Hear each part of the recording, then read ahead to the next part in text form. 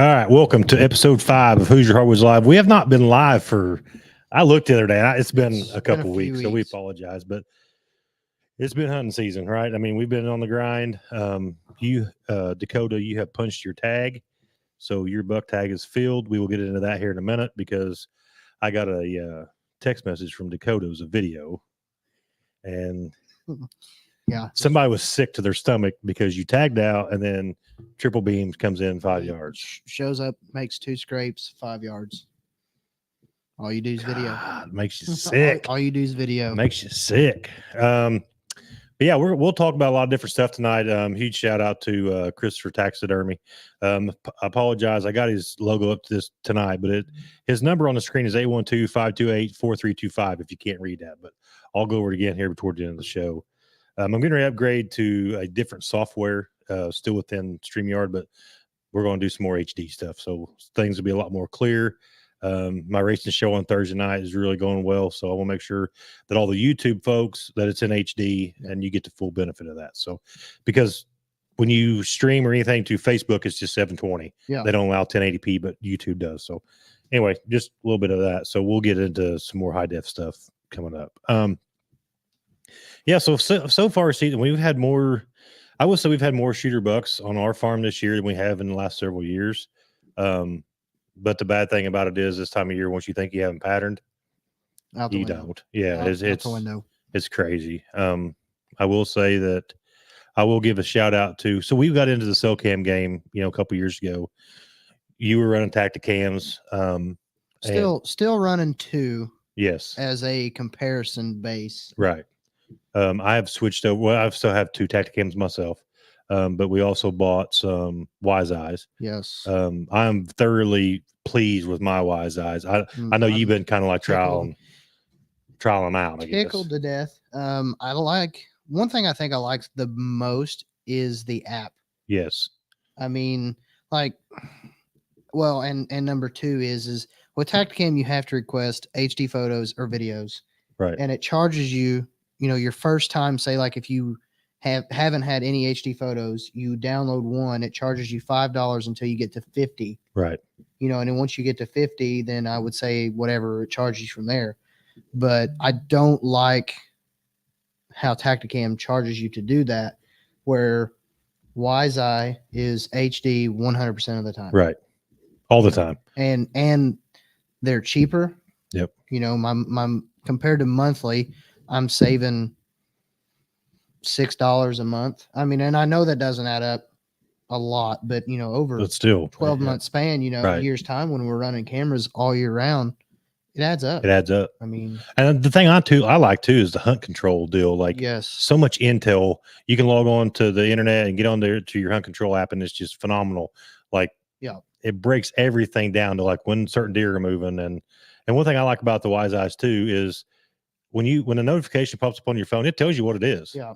It'll say deer, antler deer, people, vehicle, or whatever. So I did notice though on mine, there was times whenever it was a deer and it would say other, other is spotted. Now, I mean, I'm not really complaining about it, but I just noticed, there's times that maybe it just catches the glimpse of the deer and it just says other, or, because it doesn't get like the full outline of it or whatever. Make sure everybody, I know we got 12 viewers. Make sure you tune in tonight or tune in. You're already tuned in. Make sure you chime in and we'll have a great conversation tonight. That's one thing that when we started this back up, and I will say, I'm going to get on a little bit of a rant here. This has been brewing for like a week or so, but every year we get on social media. There's so many social media pages out there that's, hunting related.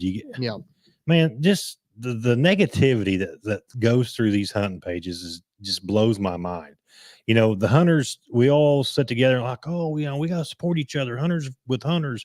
And then you get on social media and all it is just everybody bashing each other. Yeah. Size of deer. And, you get on, we got so many new hunters and you get on there and you ask the question and you try to be legit and ask the question. And then everybody pretty much calls you dumb on there. And it's like, why are we even doing Why even reach out? Right. Yeah. And it's just like all these hunting shows, there are so many like hunting YouTube channels. There's so many live podcast shows now. Who cares who's better than the other one? I don't care. Like, if we got 12 people watching tonight, that's awesome. We got 12 people in here. Want to have a great conversation. Let's have a great conversation about hunting. You know what I'm saying? So sorry to get on a soapbox about that, but it just burns me up every year. It is aggravating, and especially for the new hunters coming in. You know, we always preach, you know, youth in the outdoors and getting them started. And, you know, a younger kid, it doesn't take much scrutiny. It's just like whipping a dog. Right. I mean, you know, you got to be positive, you know, and everybody makes mistakes. We're no, you know, experts on what deer are doing or where deer are at, or, you know, nothing like that. So, I mean, any input, regardless across the board, is good input. Yeah, absolutely. So, just help each other out. So, hey, what's going on, Joe? It was a good buck that Dakota harvested. Very nice. Let's talk about that a little bit. So, and this kind of goes back into what we were just talking about, but so you called me and you're like, hey, I don't even remember exactly how the conversation went, but you said that you had shot a deer, and you know, us being buddies as long as we've been buddies, and I'm just thinking, I'm going to help him, you know, which we've already figured that out, but it's just like, I wouldn't have cared if that was a spike or if that was a 180-inch deer. Just getting in the experience and sharing the, I guess, camaraderie of it is what makes it, you know, it's fun. Makes it fun. And so to go into further detail, well, you know, I'll kind of explain the story to, you know, and explain what happened. So I got in kind of late, not really, like it was before time change. So I wanted to get in, you know, at least a little early. I knew peak rut. The night before, I had 2 bucks chasing does at 5 o'clock, which, you know, last week or 2 weeks ago, that was still pretty much broad daylight. Right. So long story short, I ended up bumping deer getting in. Well, I wanted to switch stands to where I'd been setting at prior throughout the week and go in, and I see an individual sitting down below the ridge on the neighbor's property, which, like I said, I can't be mad. You know, that's his property. He's got permission to be on it. You know, and first thought is this guy's probably already boogered up my hunting. What am I going to do? So I stood at the bottom of the tree stand for probably 30 minutes before I even climbed in. So at this point, it's, you know, probably 5:30-ish. I'm like, you know what? I'm just going to climb the stand, just watch him, you know, just see what happens. So prior to the time change, you still had what, an hour and a half, hour and 45 minutes? Yeah, probably, of daylight. Roughly, yeah, okay. Roughly. So I'm sitting there, and this guy, and I'm watching him through the binos, and he's trying. So what it is, it's the ridge, and then it's a growed up, it's an old field, but I think they used it for like, oh, what is it that the government grants to plant, set aside or whatever, like to plant trees and stuff like that, like the watershed or whatever it is. Well, on the other side of that's Blue River, and I can watch him pick his binos up, and he's got his grunt tube in his hand and just grunting at this deer, trying to get it to come over. And I'm like, this guy's going to kill. And which at the time, I'm like, he's going to kill triple beam. You know, I haven't seen triple beam. It would make sense for him to come back to his quarry area right before peak rut. Right. You know, it just made sense. So I'm sitting there and I'm watching, and it actually probably worked out in my favor of him down there grunting and stuff.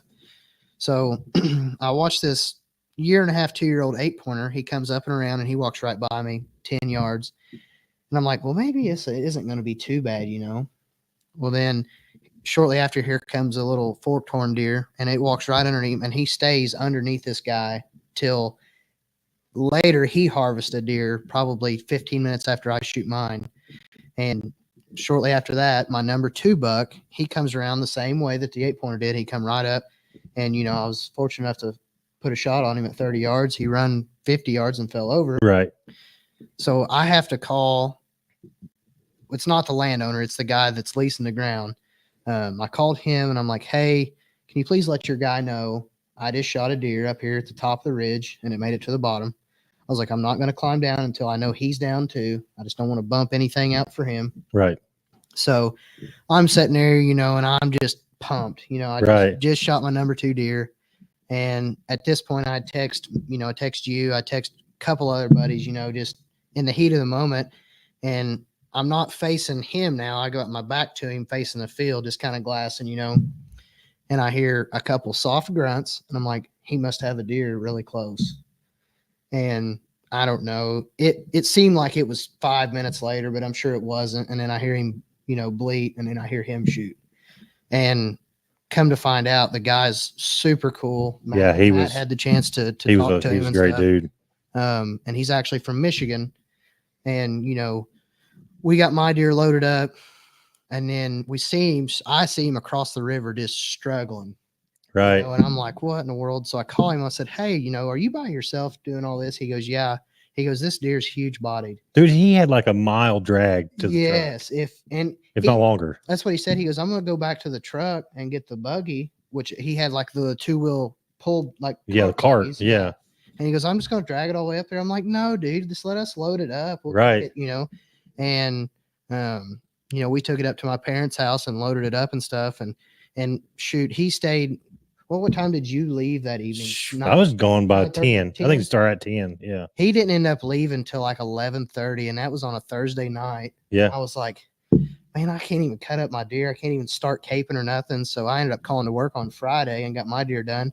And he stopped by Friday morning and, just wanted to say thank you again and stopped. And he talked again for another probably an hour. And then he was headed back to Michigan to hunt a piece of ground that he had up there. Right. And it was just the whole story and the memories made. And that's what it is. That's what it's about. Like it was nuts. I mean, just like I said, me shooting my number 2 deer and then him turn around and shoot a deer.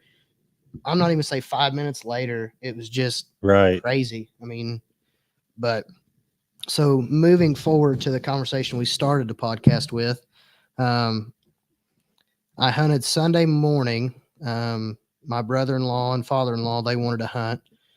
So I set them up where Parker wanted to set in double man stand, of course, so they can both fit. And I'm like, I'm just going to set on the other end of the ridge. And 9 o'clock, he texts me. Parker did. He goes, we're hungry. We're ready to get down. And I wanted to text him back so bad. Dude, you don't get down at 9 o'clock in the rut. No. You don't get down. I know you're hungry. Don't get down. Toughen up, which is my nephew, by the way. And turn around. I can hear something walking, but I can't tell where exactly it's at. So I just kind of turn over my left shoulder, and there he is. Triple beam is, at this point, he's probably 25 yards. And then that's when you start getting nauseous. And that's whenever I'm sitting there and I'm like, are you serious? I got the shakes like I just shot him. Right. I mean, I guarantee it. Videoing him, and he comes around from behind me, goes about 15 yards, and then comes into 10 and makes 2 scrapes, perfectly broadside, just couldn't have drawn it up no better. And then he works right to me and walks 5 yards below my tree stand, walks right down the ridge and walks out of my sight. So I hadn't even hit play on the video yet. I'm like, you got to be kidding me. It was, I mean, like I said, what do? You can kick yourself in the butt, and which I'm not down in my buck by any means. He's a great deer, and I'm tickled to death. I'm tagged out, fortunate to be tagged out as much as I am. Right. But you always just, man, what if? And who's to say if I wouldn't have shot my number 2 deer, I'd have ever seen him. Yeah, exactly. It's the game. And that's what we were talking about on the phone or texting back and forth. I was like, that's just the game we play. That is. And I've talked to some of the neighbors and told them, I think he's just a 4-year-old. Can we please pass him? And me and Dad was talking about it this evening. He's such a unique deer that it's going to be hard for an individual to pass. And I get it. And that's what, it's a fair chase deal. Right. They've got just as good as odds of killing him as I do next year, but I would like to see him, what he does next year, he would bloom to next year. Cause I'm going to say this year, he's probably 140, 150 non-typical, and he may go even better, but next year he has the potential to blow up. Yeah. So it's going to be cool if he makes it through the season, which is going to be kind of exciting to see. Now that you're tagged out, to see if he makes it or not. Yeah. And I got pictures of him last night. Last night was Sunday night. I got pictures of him last night headed back north on my dad's farm, which nobody hunts the north end. Right. So fingers crossed. Yep. He just hangs out, finds a hot doe, and just locks down. I will say, going back to this This is the part that I love. So I get a text and I'm like, hey, Dakota, I was like, I'm on my way. I just left the woods and I'm like, I'll go through and get something to eat real quick. And I said, I'll head to your mom and dad's. So I go to your mom and dad's. I'm sitting there waiting. And I was just sitting there just, shooting a bull with your dad. And all of a sudden we see you coming on the gator. Right. And like I said, this is the part I love. So you pull up and get out. And then your dad gets in the driver's seat of the gator, and I get in the passenger seat. Next thing I know, there's a chainsaw getting thrown in there. There's, all this stuff going on. And I'm thinking, which I'd been back there on your dad's place for, several times. We shot some squirrel videos back there, whatever. And I'm thinking, what are we getting into here? And I look over at Dakota and I'm like, where is this deer at? He goes, it's at the bottom of the bluff back here by Blue River. And I'm like, oh my God. Yeah. So we get back there and we go past the stand that you're hunting, and your dad, turns to the right, and you can tell there was an old road there, right? And all of a sudden Dakota gets this chainsaw out of the back, and he is just going to town on saplings in the way, I gotta have a path cleared. Your dad drove the living snot out of that gator all the way to the bottom, and then we call what's his name? Do you remember his name? From Michigan. Yeah, Cameron Thomas. So you called Cameron and was like, hey, we'll come and help you. And I'm thinking, we're going to go across Blue River, which you hear Blue River and you think, oh my God, but with the drought, and you could see it was probably ankle deep, a little bit shin deep in some spots. It was shallow. But your dad just hammered down across that Blue River, son. There was an old road. You could tell where the roadbed was at. And then it went up the other side over there to where Cameron was at. But your dad was just rocks and bouncing off the bottom. But anyway, make a long story short, it was an exciting time. Memories that was made this year, and I'm not going to say prior years wasn't great memories because my deer I harvested last year, first day of gun season, it snowed. Right, first deer I've ever harvested in the snow, and that was also the year I got married. Yeah, and found out we was pregnant with my my daughter. Yep. So it was last year was a big year, and this year, as far as like.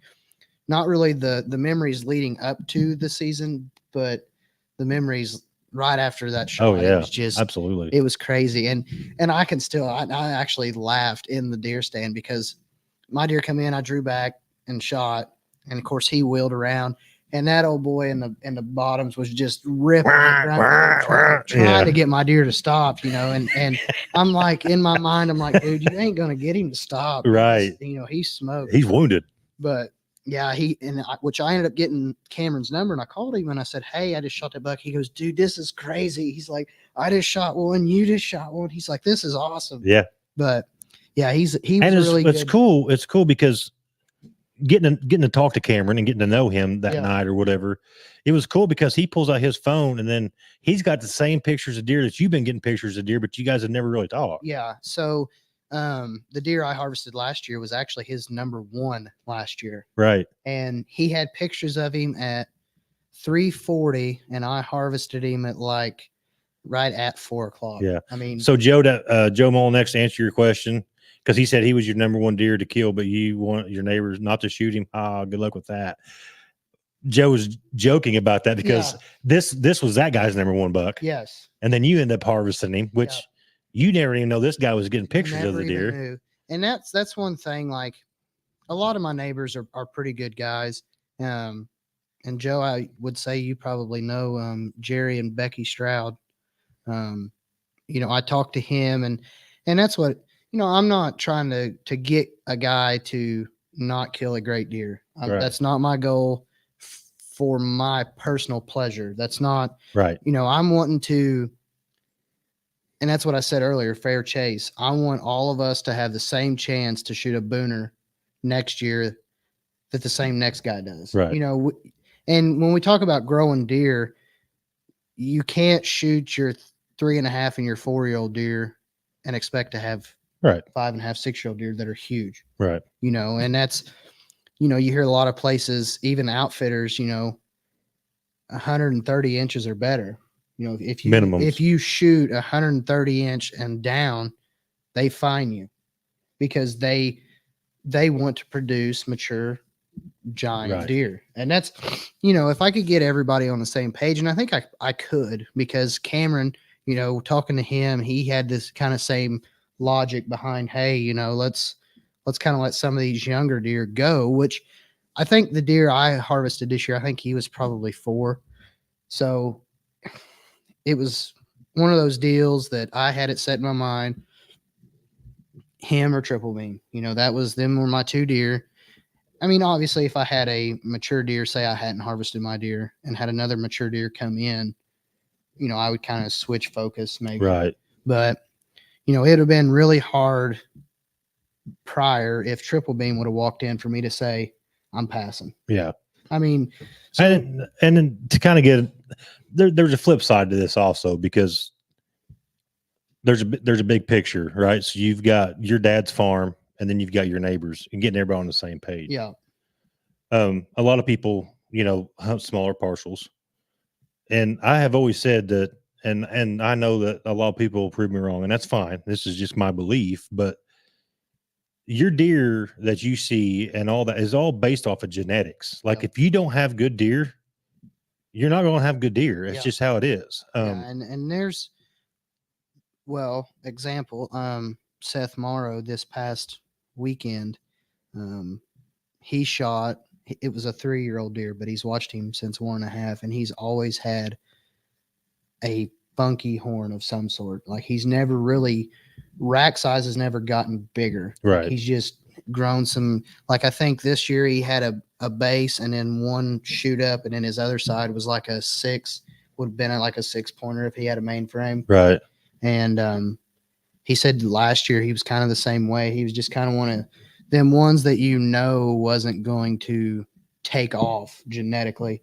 So he elected to harvest that deer. And, you got to kind of, if you want a healthy deer herd, you have got to cull deer out. Yes. You have to manage. It's the same way with does. I mean, you could have a doe that's 6, 7, 8 years old, and that doe will outsmart you every time, but you get one chance, you better take it. Right. Because, you've got her offspring coming up. You've got other does having, you kind of want to keep the healthy on both sides, buck and doe. Right. Dylan, I'm not sure if you're watching, but thanks for tuning in. He said it's his 2nd year of hunting. He works with me at work, and that was the boy I was telling you about that I helped hang a couple stands and stuff. I got you. Yeah. And trying to get him lined out. Hey, just got to keep grinding, man. That's all you can do. Yeah. Joe, how big was Cameron's deer? Mainframe 10, right? Was it 10 or 9? Mainframe 10, probably, I'm going to say 130-inch 10-pointer, probably. Yeah, I posted a picture of it there on the page, Joe. I think that was body. I posted it with you. I posted yours. Yeah. And then I posted his after we met up with him and talked to him. But body wise, Joe, that deer, huge. It took 3 of us to load him in Dad's gator. Cameron did send me field dressed weight. He field dressed 198 pounds. He was a hoss. Hoss. I mean, a brute of a deer body wise. And I think that's one thing that kind of threw him off, because his neck, that dude's neck was huge. And, and nothing not taken away from his deer, because that was a stud of a deer. Yeah, but his rack, though, really didn't match the body size. At all. But if that deer would have been 50 pounds lighter, he would look huge. Yeah. Rack wise. Yeah. And we're, like I said, not taking anything away from him at all. Yeah. But man, that deer body. Yeah. And that's what he said. He goes, there's deer in Michigan that this deer would eat. Oh yeah. And he's like, it's crazy. It is crazy. Craig Cooper, have you been hunting at all? I'm sure you have, because the rut's in, but. So 2 nice deer killed within 5 minutes and that close to each other. Yeah, it was. That's why we couldn't pass it up. Like the whole, yeah, that's, and going back to if we would have, and which you did film a little segment where I'm running the chainsaw and I look up and I'm like, what are you doing? What are you doing? Yeah. But that would have been an awesome I think next year. So next year, not to interrupt you. No, you're fine. But next year, I think what we're going to do is, because I know Kate's coming back on board, which is an announcement, but we're going to do more filming, like YouTube stuff, YouTube content. But the cool part about this go around is we're not going to focus on product sponsors. We're just going to focus on us having a good time. Yeah. We're not going to let any certain deer. We're not going to not take a deer because of footage. Yeah. Now, if we don't get it on footage, we'll just tell the story, and it's just going to be raw and real, and it is what it is. Joe Molinex, since he's tuned in, I still have to give him a hard time about it. Joe Molinex still has the best blooper of Hoosier Hardwoods history. Joe killed a nice buck and never hit the record button. But the cool part about it is, I mean, Joe still had the recovery footage and stuff like that, and we still talk about it to this day. But I mean, I know Joe was upset about not hitting the record button, but we had a blast. When Joe and I went to Florida turkey hunting with them guys, we never even shot at a bird. Yeah. But we had some awesome footage because I'm sitting there and we're leaned up against a tree, and one of the boys run the camera for us. And I'm sitting there and I said, "Hey," I said, "You got a chew on you?" And he goes, "Yeah." I said, "Well, I'm out." Like, we're like running from spot to spot. Well, I go to pack this can, and he is filming me the whole time. Here I'm putting this chew in, and he's just zooming in on me. And then Bobby, the older guy that was hunting with us from down there, I look over, and Bobby is just out like a light, man. Like, he is just sawing logs, out like a light, the whole 9 yards. Oh, I didn't vote for Biden. He says, "Don't vote for Biden." I didn't vote for Biden. But yeah, we had an absolute blast, and that's what it's all about to me. I think we're going to get back to filming.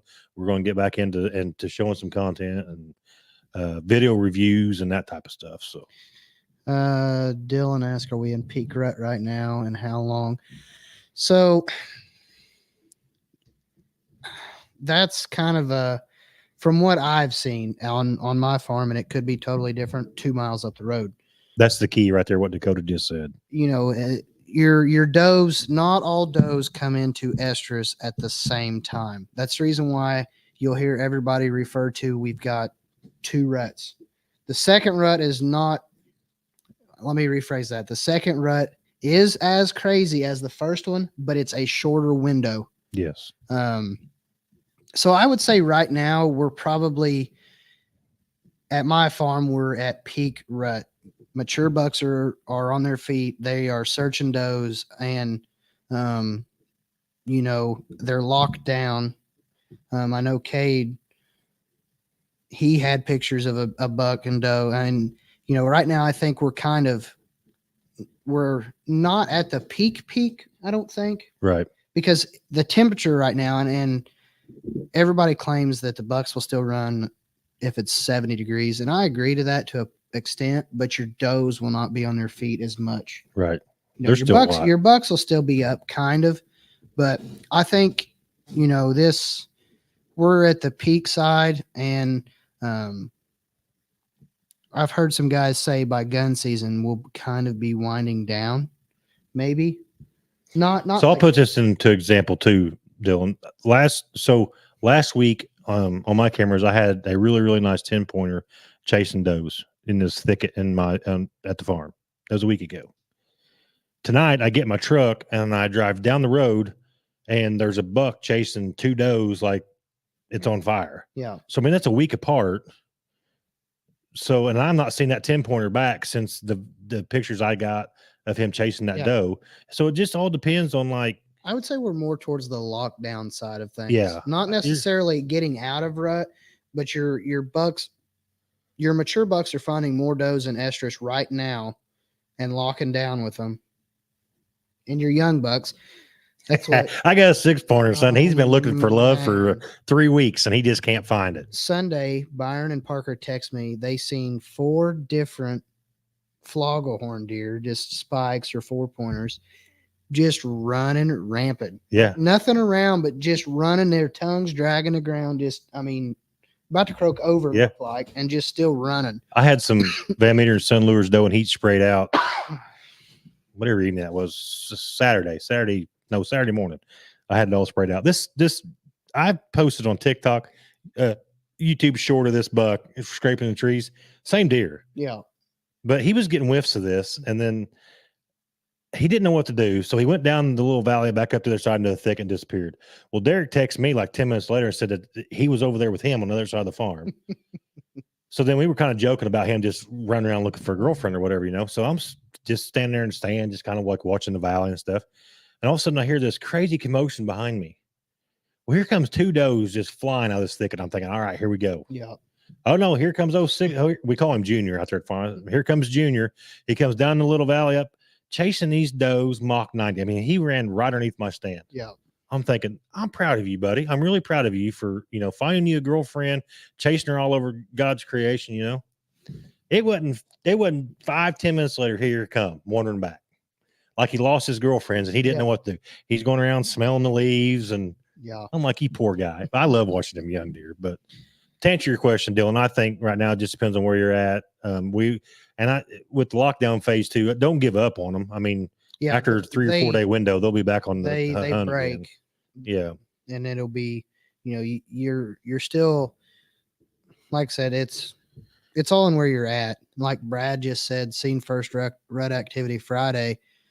I mean, as far as mature bucks chasing, I seen it 2 weeks ago when I harvested my deer. Yeah. Yeah. Right. So, I mean, that's what I meant by not all does come in estrus at the same time. I mean, there you go, Craig. I got some.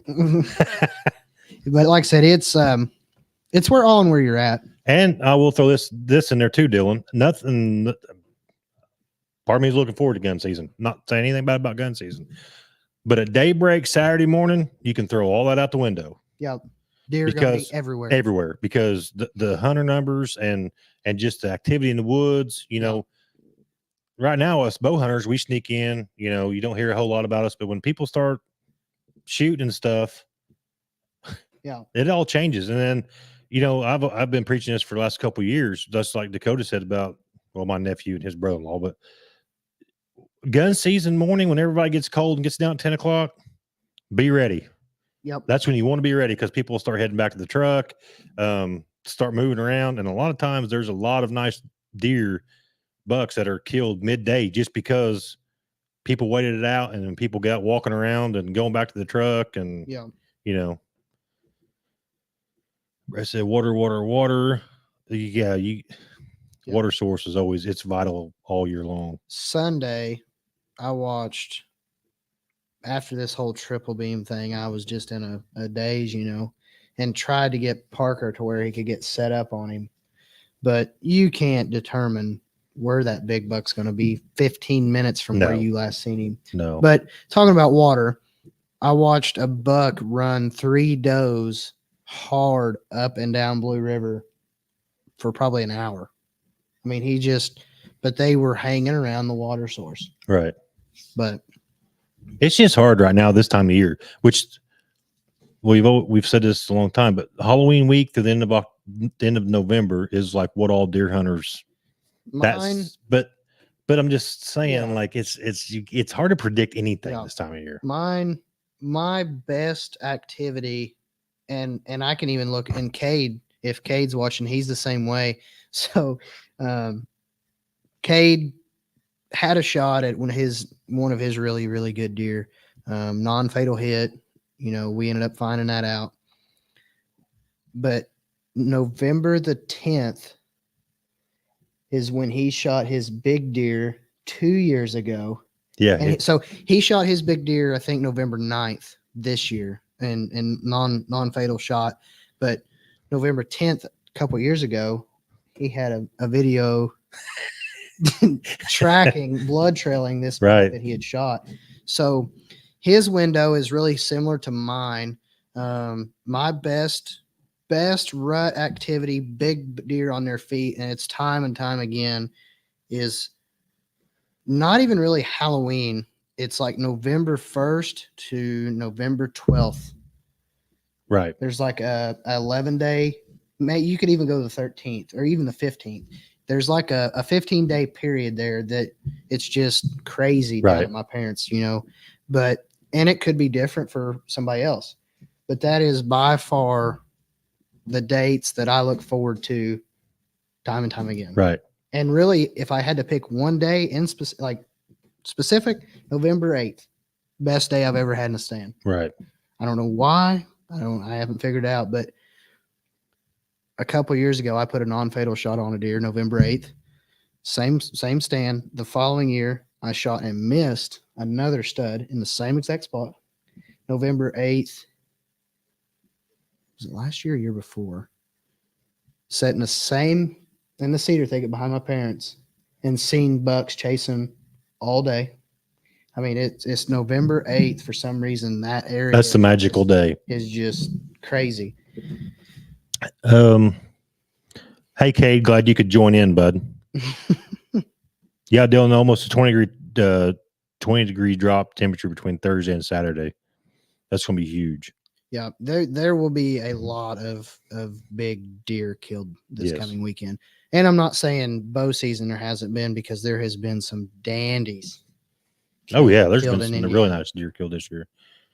I didn't know it, but, and correct me if I'm wrong, I'd have to relook at the stats, but as far as entries yearly for Boone and Crockett, I think Indiana is number 2, and they surpassed Iowa, maybe. Really, I haven't checked it. I need to relook at that. How I read it the other day, I think that's how I read it, is entries of Boone and Crockett year after year. Indiana is number 2. And I think to play a big role in that is kind of changing season dates around. Right. You know, everybody kind of complains, and I get it. But I don't remember how many years ago. When did they change from $1 or from $2 to $1? That's been a while. That's been a long. I mean, that's been over 10 years ago. Well, I know. I remember. And then me and Cade talked about it too. When was the first year rifle season become legal? Was it 2013? Yeah, I think it was right around in there. I think it was 13, because that was my first big deer I killed. Was it the rifle? Yep. Yeah. Craig said Dylan Coleman this weekend would be good going in Saturday and not coming out until dark. I mean, yeah, as long as you can stay in there on Saturday, the higher your chances are going to be. Yeah. I mean, pack you some Little Debbie snacks. Just ask the professional over here. Absolutely. Take you a Little Debbie. Christmas tree Little Debbie's. Oh, they're the bomb. They are the bomb.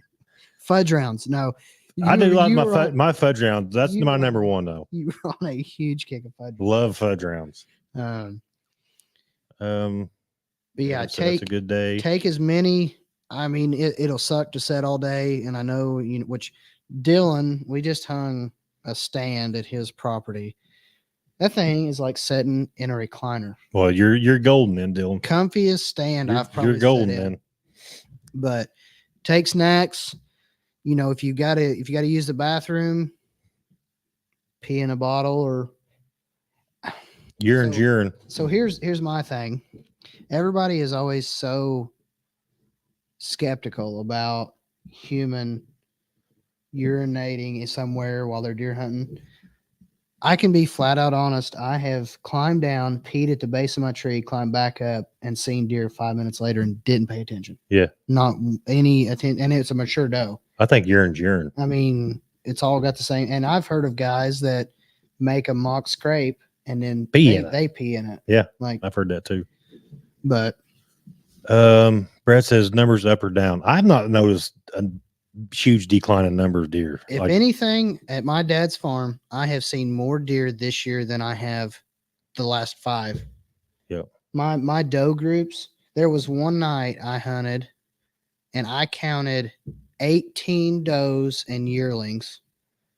And then I seen probably 5 or 6 yearling bucks all in the same night. I will say that I don't know if you can contest this, because there are a lot of fields out by your mom and dad's and up toward your house. But me personally, I think I've seen more deer in fields this year than I have in the last couple of years. Yeah. In the evenings, like, that's deer moving around. So I definitely, I mean, there's places that your deer might be kind of dwindling, but I don't think overall. I think overall, if anything, numbers is steady or climbed a little bit from last year. How early do you guys like to get in a stand? I'll let you go first, Dakota. So in the evenings, I like to try to get in there early, because you never know, midday that buck's cruising. Right. Now, early season, I'll kind of push it a little bit. Not really. I would say if it gets completely pitch dark at 7:30 like it did early season, I try to get in there by 4. That gives me 3.5 hours. It gives me an hour to kind of get in, get everything calmed back down, and just set in there. This time of the year in the evenings, if I even get out of the stand, but evening time, I try to be in kind of the same 4 hours to 3.5 hours before complete pitch dark. Morning, I've killed deer both ways. I've killed deer getting in there pitch black, have to use a headlamp, and I've killed deer getting into the stand to where I could see without a light. I mean, see the hang, tie my bow up to pull it up, and climb the stand. So I don't know. My personal opinion is now, if I'll let you finish. If you've got a highly populated area, a thicket, for instance, try to get in there a little bit early. Right. Because, if your deer are bedding in there and you go just blazing through in the daylight, they're going to obviously know. Right.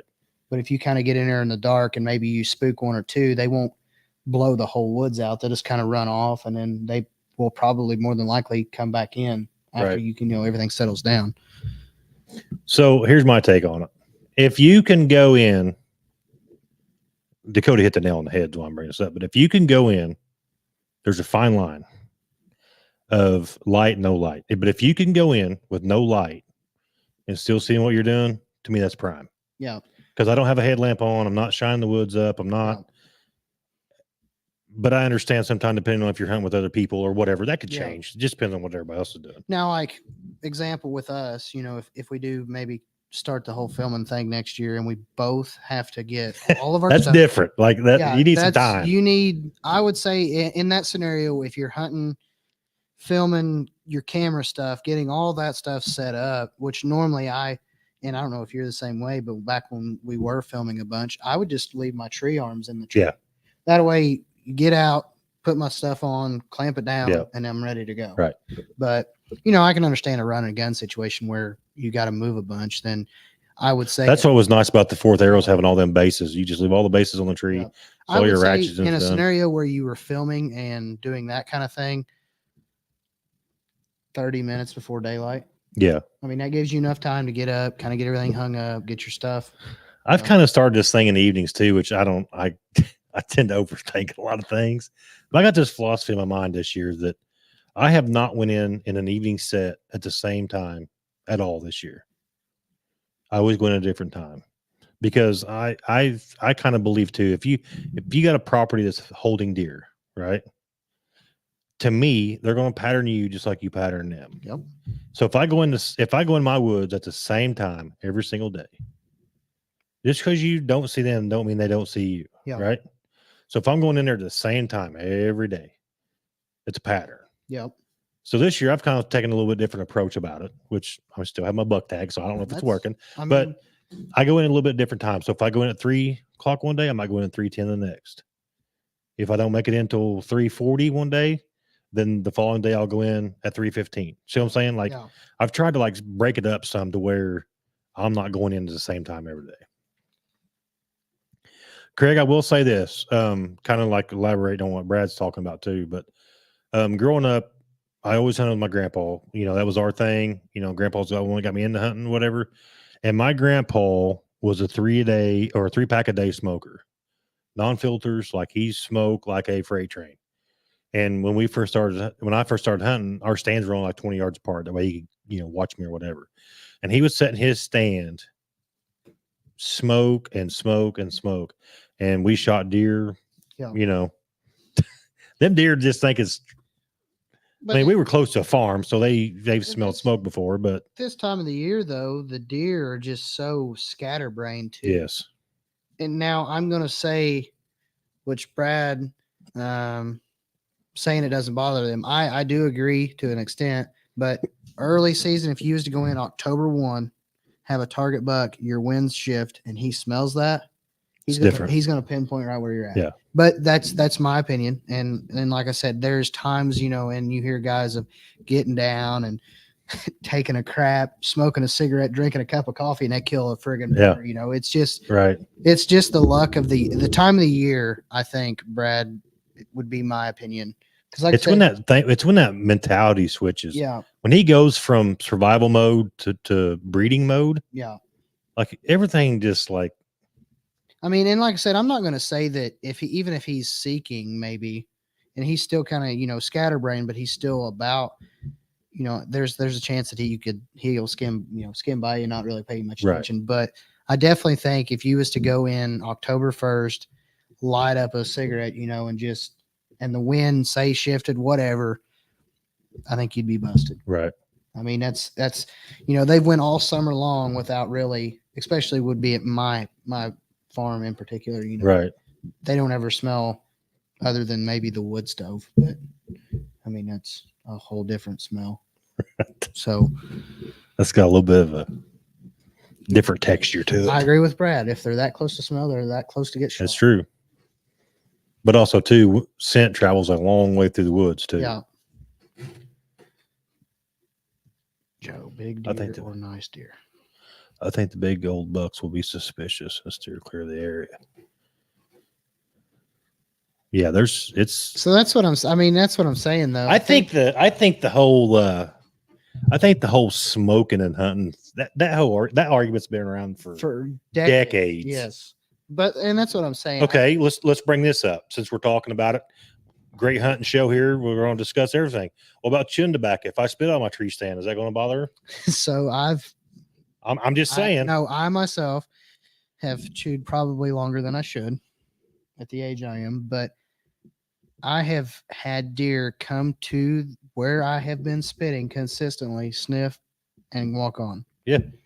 Which wintergreen, the smell, wintergreen or peppermint even, that is, I'm not going to say a natural scent to them, but, that's something. But it is out there. That's something that does grow native. So, I mean, now if you used to chew like citrus or something like that, maybe, which feeding mineral, like some of them Zens, like the exotic flavors that they have.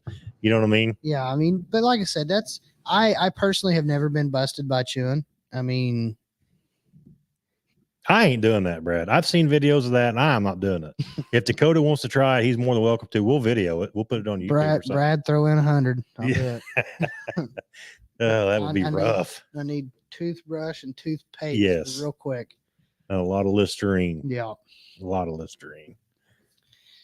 But yeah, I just, great show tonight. I mean, I appreciate everybody watching. It's cool. Huh? We ain't hit on everything yet. No, I'm just telling everybody thanks for watching and chiming in, because that's what makes these shows go. We hit on the rut. We've hit on gun season. I know there was a lot of, like, I think Craig mentioned it earlier, but it's been a lot of, if we can teach anybody anything on this show, this is one thing I want to teach them.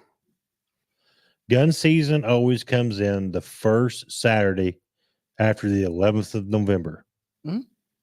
So I'm just saying, like, I want to teach whoever's watching, because you look at all the Facebook posts and it's, the DNR. Good grief. The DNR have already got guys for hunting last week. Yeah. Now, if you were hunting Kentucky, last weekend would have been your opener. And there was a lot of guys from Indiana went down to Kentucky and hunted, and they were posting pictures. Yeah. Like Trelo and them, like, I knew where they were at, just because I knew they had Kentucky tags. But it's just funny to see when they post people's reaction, like, it ain't gun season yet. What is in Kentucky? Yeah. But if we can teach anybody anything, if you're watching this show now, or if you watch this show later, Indiana gun season always comes in the first Saturday after the 11th of October or November. So just keep that in mind. Did you learn something, Dakota, there? Did you learn something? I'm going to learn. Say yes. I'm going to learn watching the back of my eyelids while the rest of you are freezing out there. Whatever. I might be tagged out by Saturday. You might. I might be. I hope you are. Then we can. I don't know. Addie wants to go, so I don't know. Then we can go set at Nice's and talk about it. And drink a cup of coffee. There you go. But no, I think going back to where you said teaching whoever's watching what we're about and what we think, number one is respect another individual's harvest. Yes. You never know, that deer could be a forked horn, and that could be a giant. Their buck of a lifetime. Respect others' harvest, respect others' opinions. Although, like with ours, everybody's got opinions. Some might be close and some might be a little far-fetched, but just listen to what somebody else got to say. Right. And don't immediately judge somebody by their harvest or their hunting tactics or products they use, or, I mean, like I said, people's got stuff that works for them. I'm not going to knock them because they make very, very good equipment. And I'll never knock a product on this show just because that's just not what we're about. But in the big scheme and picture of things, in today's society, Hoyt releases their bows. Mm-hmm. Their new aluminum bows, $1,500. I mean, I'm not saying I can't afford it. What I'm saying is that is a lot of money. So if somebody, I'm just going back to, if somebody's not shooting that top of the line, there's been a lot of deer harvested with mid-grade bows. That's a whole nother topic. But well, like you said, I'm just saying, don't downgrade people because of their equipment, their deer that they shoot. Where a lot of your big name companies are trying so hard to be so advanced, and they are forgetting, your hunting class, the blue collar people. Your blue collar hunting class normally are the guys who save up for months on end because they want that new bow, right? Or, they can't afford that new bow, so they kind of got to settle for something. Well, then they're like, oh, well, maybe I can sell this bow and take that money. Well, you take a bare bow, $1,500 bare bow. I mean, there's not a whole lot of blue collar people that, especially in today's day and age with everything so high, right? Can't afford to that new stuff. So if they can't afford it, and they can't afford to buy maybe $500-$600 bow, their drive to hunt is just more or less, well, archery, I can't afford that. I can go buy a rifle for cheaper. Right. And, I think that's the thing with archery hunting is the competitors are trying so hard to advance their product and raising the price so much that not your average blue collar guy can go and spend $1,500 on a bow to shoot. I know this is going to open up a lot of worms right here when I say this, and that's fine. I don't care. I really don't care. But everybody, you see it all across social media platforms and that type of stuff. But the negativity towards crossbow hunting, there's a lot of it. People that shouldn't be, whatever. If you're not disabled, you shouldn't hunt with a crossbow, whatever.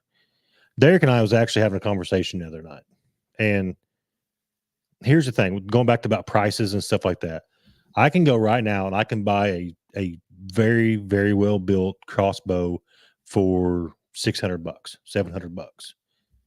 Here's the thing about that, though: I can spend $600 or $700 and I can shoot it. Addie can shoot it. Owen can shoot it. Yeah. My wife can shoot it in the yard. Yeah. If I go spend $1,500 on a bare bow that's set to my specs, that's it. I mean, yeah. So I'm not saying one way or another. I'm just saying, like, there's a lot of several people that can use a crossbow. The versatility of a crossbow, and that goes back to the opinions thing earlier. Personally, myself, I don't care for crossbows. Right. And that's my opinion. That's a personal preference. They're loud when you shoot them, and that's what. So the other day, Parker texted me and said there's a good 8-pointer. Well, then I heard his crossbow sounds like a 22 rifle going off, just loud. I heard something like that, and I texted him. I was like, "Did you shoot him?" He goes, "No." I was like, "What in the world?" But his crossbow, and I don't know if it's in all of them. I'm sure it's different, but that one there, man, loud. It's just, so loud. But like I said, my opinion, I like the challenge of when that deer's coming at 15 yards and you've got to wait till he gets behind a tree to draw back. Right. Just the challenge of it. The challenge of it, and I could see crossbows, for obviously handicap, because I remember the state of Indiana used to only allow crossbows for handicapped hunters.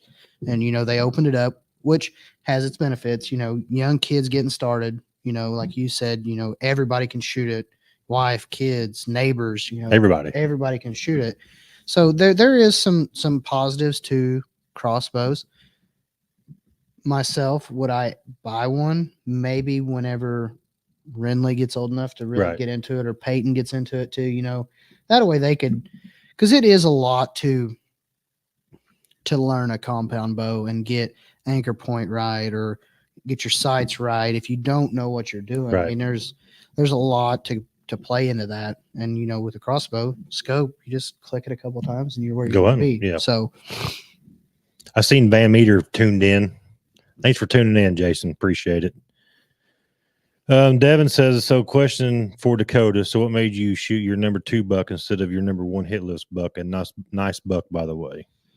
So where it's kind of a double-edged sword. Well, Joe did Joe hit the nail on the head there? In a way. I mean, yeah, to an extent. Yeah. So now if I would have had consistent pictures of Triple Beam week after week after week, and I kind of knew what he was doing, I would have maybe like let my number 2 walk. But where I go, so my last picture I had of him was October 15th, and he was gone. Showed back up Sunday. First pictures of him, anything, seen him on the hoof. That's the first time I've seen him on the hoof. Right. Was the 15th, or well, Sunday. So he was literally almost a month. Right. From the last time I'd seen him. And my number 2 deer was kind of more consistent. Like, I mean, I'm not going to say I had him patterned to a T, but I kind of narrowed it down, you know, and that's the main reason because, you know, you don't know if your number 1 hit lister died of EHD because we did have a seriously dry start of fall. You know, you never know if he died or some other hunter shot him and car hit him. You know, you never know. And the what ifs sink in. You know, like I said, other than seeing him Sunday on the hoof and literally videoing him at 5 yards, but you know, that's just the chance you take with having certain bucks set as your number 1 or number 2 to number 5, whatever, you know, right. You're going to take a chance, especially this close to gun season. You know, do I wait maybe till gun season and never see him on the hoof and neighbors kill him, or which obviously may be the case now anyways, because I already harvested mine. But right. Like I said, there's a lot of variables that go into making your mind up. You know, it's, if you had, say, Triple Beams was 180-inch deer and you had 170-inch deer come in and he's a mature just the same as he is, you got to take your opportunities when they present themselves, especially in archery. Now, if it was gun only, I may be a whole lot more picky. You shoot out there a lot farther. I mean, yeah, but that's what, you know, there's a lot of variables that go into picking and choosing, I guess, more or less. And it would be really cool to see Triple Beam go another year. Right. I mean, yes, he's a great deer, but I'm looking at future and what he could be. So Dylan and Warren both have the same, you know, you're talking about bows that's in that $150 to $200 range. As long as you're comfortable with it, you can harvest deer with those bows all day long. I mean, yeah. And well, we actually had this conversation, I think, on one of our first or second videos. You know, guys don't have to go. And I think that's where the market and, you know, the, like internet and stuff, they want you to think that you have to, and it's just like buying vehicles. They want you to have the best of the best. You want to be top of the line. And I think that's where social media has really drove blue collar hunting down in the dirt. Right. I mean, like I said, yes, my total bow setup, I'm about $2,100, $2,200 into it. However, I don't plan on anytime soon getting rid of that. Like, if anything, that bow should. And here's the thing too, though, is if you take I'm just going to use like a Triax, or if you take like a Venom 33 from Hoyt, those were like flagship bows 2, 3, 4 years ago. Yeah. But I guarantee you, if I can find somebody that has one of those, right, and I buy it and upgrade from what I'm having, you're getting a flagship bow. Yeah. So the technology was there 2 or 3 years ago. It's not changed that much in 2 or 3 years. Well, and you're getting it for half the price. Like the difference between the V3 and the Phase 4. So see, did Matthews carry Phase 4 for 22 and 23? No, just 23. They're going to come out, or Yeah, they're going to come out with the 24s tomorrow. But it's still. It was the V3, V3X, Phase 4. Yeah, that's right. And then so I had tomorrow. the VXR, loved it, kind of kicked myself in the butt for getting rid of it, which the boys wanting to sell it, and he asked me first because I told him if he ever sold it, I may be interested if I can afford it. And I'd be really interested in it with the 28 and had like a 25-inch draw. Not putting you down. Not putting you down, but I'm just saying. What's it got now? 27? No, he's like I'm pretty sure he shoots full shaft arrows. Like, I don't think. Really? He's like a friggin' sloth, I swear. He's alarms on him forever long. But you could cut my arrows in half and you'd have 24 arrows instead of a dozen. Yeah, I just refletch them and be good to go. But go ahead, sorry. But that's what I mean by, like, buy what suits you, buy what you're comfortable with. If you can't afford a $1,500 bear bow, don't blow your money on it. Don't buy it. Yeah. I mean, it's ridiculous. And that's what they have. They want everybody to feel and think that they have to have the best of the best of the best. Well, I got news for them. I'm not Levi Morgan. I'm not Lee and Tiffany Lukowski. You know, I need a 12 ring at 30 yards. I can't 25 yards. That's what I cannot afford year after year to spend $1,500 on a bare bow. Like, I can't do it. It's just like a car too. When you leave the shop, it's only going to be half its value. Yep. It's not worth it. But a shout out to Marty Schindler too. He owns Full Strut Hunting Supply down in Greenville. If you thought about getting a Wise Eye camera, Marty's got a full supply of them. So get with Marty. I remember that. Check him out on Facebook, Full Strut Hunting Supply, and get with him about getting your Wise Eyes ordered. Super good guy. Kind of got like a little bit of a side business going on. Yeah. But he sells Wise Eyes. He sells like the little rain things that go over top of them. I wonder if he has any of the minis. Hey, Marty, do you have any of the Verizon minis in stock? I know the website was sold out of them for a while. Are they still sold out of them on the website? Yeah, I called and talked to customer service, and they hooked me up on some refurbs. Yeah. Which I haven't had absolutely any issues out of my refurb cameras. Jason, I don't want to burst your bubble, bud. I don't know who this is going to make look older, but I was born in 1983. So if you started hunting in 85, I don't know how old you were.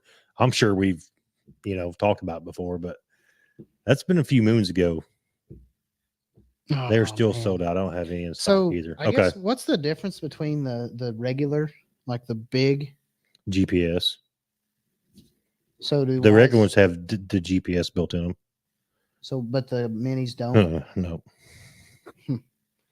But my personal opinion, I mean, Marty might have some different information, but my opinion, it wasn't worth the extra $50 a camera for the GPS, in my opinion. So now I could see if you were running on public. Yes, 100%. That's what I was going to say. Yeah, I'm on private. I've never had really issues with trespassers. Yeah. So I don't worry about the GPS. Now, if you run them on public, then 100%. Yeah, I'd make sure they had GPS up. But I guess, Marty, to ask this, do you carry like the solar panels and stuff as well? Yeah, he does.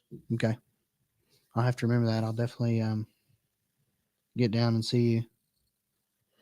When he doesn't have GPS, the Dedicam has dual. Yes, that does have dual antennas. Yep. Signal strength. I have great. You're still having great signal strength, ain't it? I don't have any issues with signal strength. I'll look real quick. I think I'm just. Which is another reason why I didn't go with the. I think I've only got 2 bars on both. Oh, I have.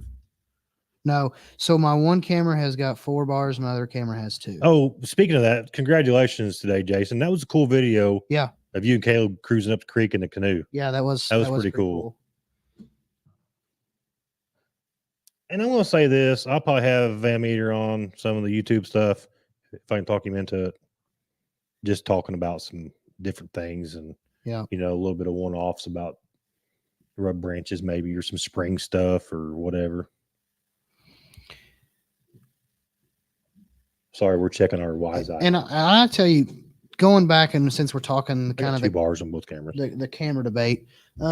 So my Tacticams, my one has had not moderate. It's like fair, I guess, So it's got, I guess would say 1 bar. If you look like whenever you open it, you know, and you got your 4, I think it's just 1 bar. I ended up, and Jason can vouch, I stopped down and seen him right before, you know, season really got hot and heavy. And I blew a wad of money in there, but I bought scent. I bought a Tacticam SD card, and then I bought the extended antenna. Yeah. And I put it on my camera that I had fair signal on, did not change it a lick. I have no idea why. Really? I could not tell you. The only thing I can think of is it's on like a little beech tree. Yeah. And it's still got some leaves, some, not really a lot, but it could just be the way the signal is. Maybe.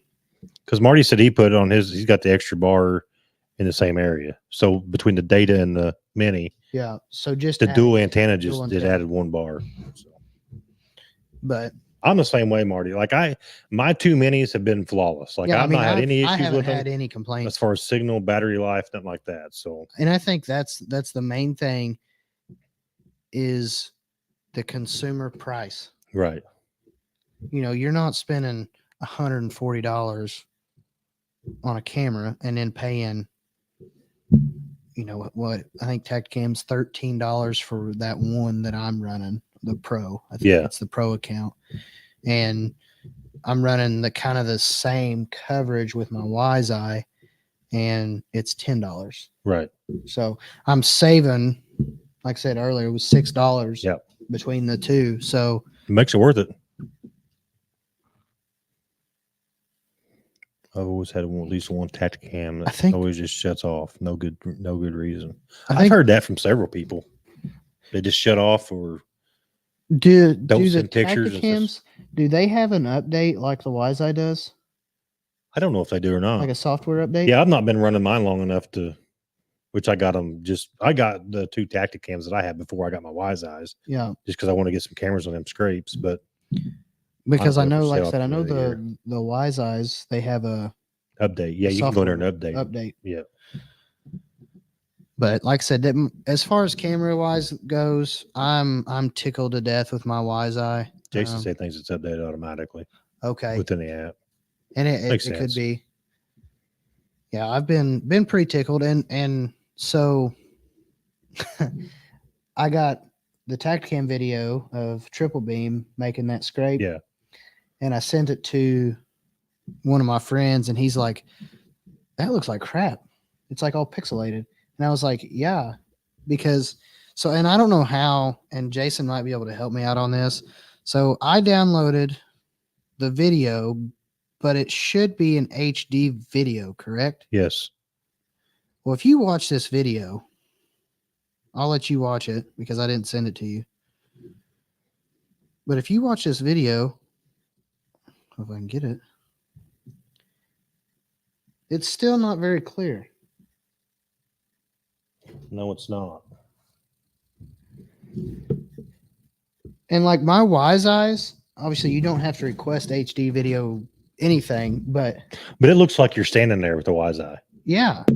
Like compare. Yes. And it's like I said, when I sent it to him, he goes, that doesn't look very good on, and the camera is close, you know, as far as like no condensation, no nothing. Right. But it still looks pixelated.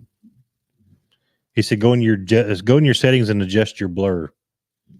That's what he said. Brad said, it looks like Minecraft. it ain't quite that bad. Not quite that bad, but so Jason, I guess you go to your cameras, which I don't know which one's which. All right. I think we're gonna call it night. You good? Yeah, I'm good. Okay, I'm good. Hey, thanks everybody for watching. Shout out to Chris for Taxidermy. Like I said, the phone number is 812-528-4325. Get with him about all your taxidermy needs. Appreciate him coming on board this year for Hoosier Hardwoods Outdoors Live.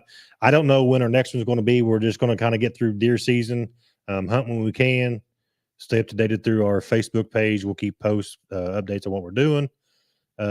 Yeah. And make sure, I know Jason's been in the shop still quite a bit, but make sure to go to VanMeterSonLures.com.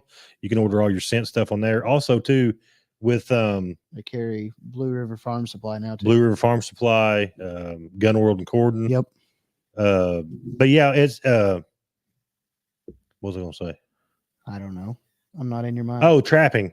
All you guys that's getting geared up for trapping too. There's a bunch of trapping stuff on there too. So make sure you guys get on there, vanmetersenlures.com. Make sure you get on Full Threat Hunting Supply. Get you a Wise Eye ordered through Marty. You won't be disappointed. Other than that, I think that's about all we got. And I know Cade's going to come on probably next time. We do have some guests lined up.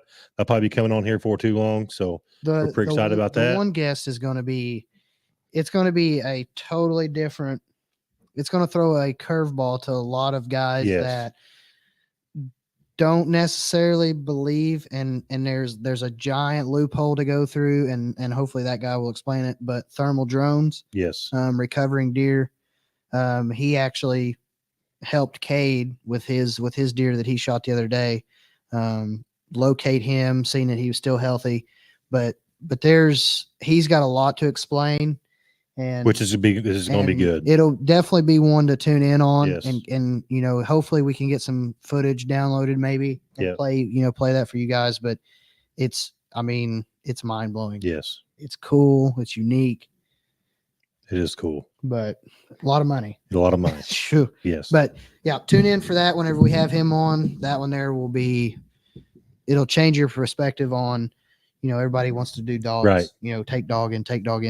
You don't know how many deer you bump out of a block of woods by doing that. Oh yeah, grid searching.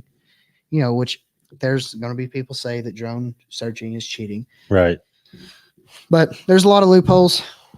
We'll catch that on the next. We'll figure them out. Yeah. All right. We appreciate everybody watching, and keep it on our Facebook page, and we'll let you know when our next show is.